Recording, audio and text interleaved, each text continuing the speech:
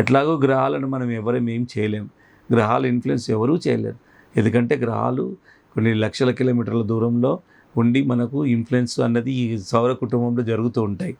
ఒక సంవత్సరంలోనే భూమి ఒక 17.5 డిగ్రీలు మనకు వంగి సూర్యుని చుట్టూ తన చుట్టూ తాను తిరుగుతూ సూర్యుని చుట్టూ తిరుగుతున్నందువల్ల ఎన్నో ఋతువులు, ఎన్నో ఇలాంటివన్నీ ఆటుపోట్లు, గ్రహణాలు ఇవన్నీ ఏర్పడుతున్నాయి.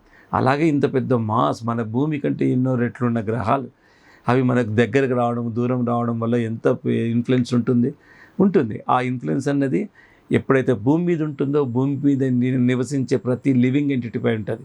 సో ఇదంతా ఈ శాస్త్రమే చెప్తుంది. ఇవన్నీ మనం మెజర్ చేసి డిజిటల్ మీటర్లు చూపించాలంటే వీలు కాదు. ఇంకా సైన్సే డెవలప్ కావాలి. ఆ చంద్రుడి మీద దిగిన విషయాన్ని మనం ఎంత వేగంగా చూసాం.